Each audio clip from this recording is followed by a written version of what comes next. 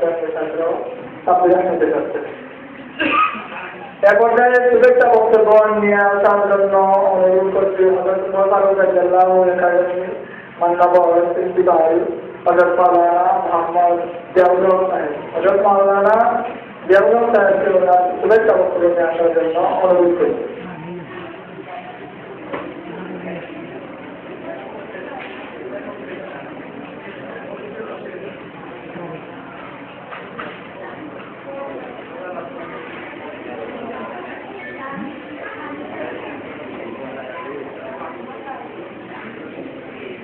السلام عليكم ورحمة الله وبركاته.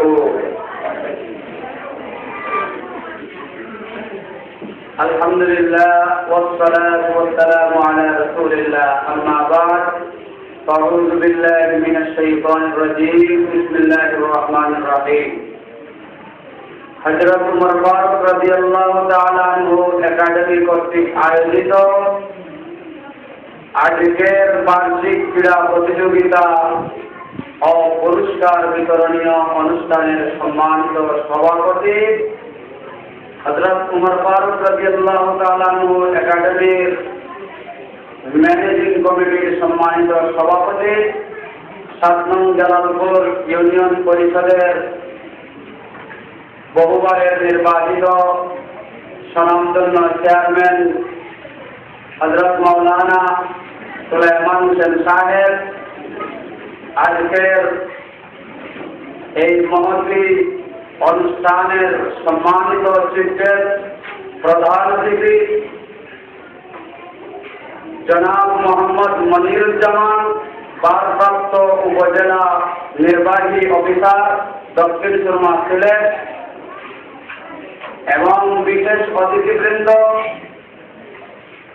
সম্মানিত শিক্ষক শিক্ষিকাবৃন্দ, সম্মানিত অভিভাবকবৃন্দ, আমার প্রাণপ্রিয় ছাত্রছাত্রীরা, সর্বপ্রথম মহান আল্লাহ সুবহানাহু ওয়া তাআলার অগণিত অসংখ্য লাখ কোটি শুকরিয়া আদায় করছি যে মহান আল্লাহ সুবহানাহু ওয়া তাআলা আমাদেরকে একটা মুতাবারক মজলিসে আসার বসার এবং দ্বীনের কিছু কথা শোনার এবং উপভোগ করার যে রব্বুল ইজ্জত ওয়াল জালাল তৌফিক করে দিলেন, সেই রবের কালিমাতু শুকর আদায় করছি। আর আমরা অন্তরের অন্তঃস্থল থেকে প্রাণ খুলে সমস্তের মহব্বতের সহিত পড়ছি আলহামদুলিল্লাহ।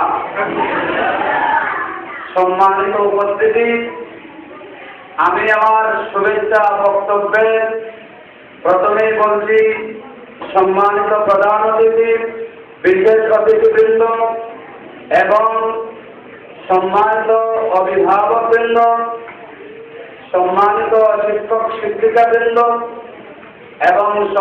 এবং আমার প্রাণপ্রিয় ছাত্রছাত্রীরা সহ বিভিন্ন মহলের বিভিন্ন স্তরের জনসাধারণ, আপনারা অত্যন্ত সহযোগিতা করেছেন বিভিন্নভাবে এই প্রতিষ্ঠানকে আর্থিকভাবে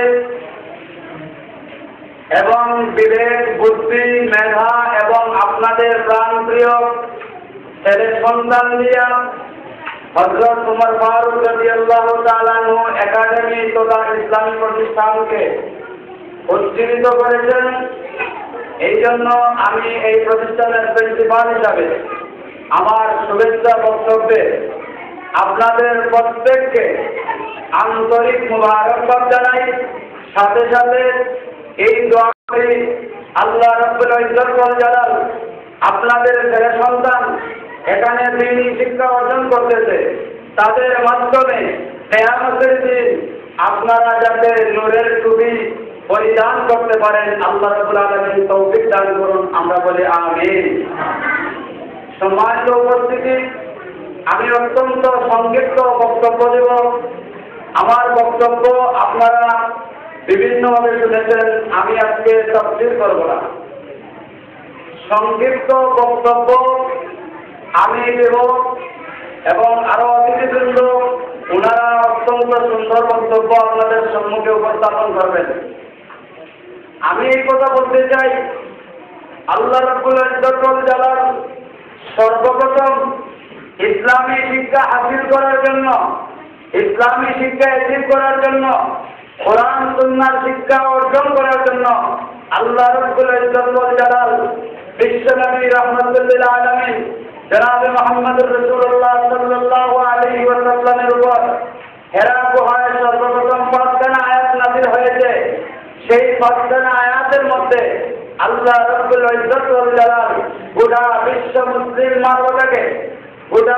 মানবতাকে ইসলামী শিক্ষা অর্জন করার জন্য আল্লাহ রাব্বুল আলামিনের পক্ষ থেকে নবী মুহাম্মদুর রাসূলুল্লাহ সাল্লাল্লাহু আলাইহি ওয়াসাল্লামের উপর আয়াত নাযিল হয়েছে। সেই ৫টি আয়াত হলো সূরাতুল আলাক। আল্লাহ রাব্বুল আলামিন বলেন যে ইকরা বিসমি রাব্বিকাল্লাযী খালাক, পড়ুন আপনার প্রভুর নামে যিনি আপনাকে সৃষ্টি করেছেন।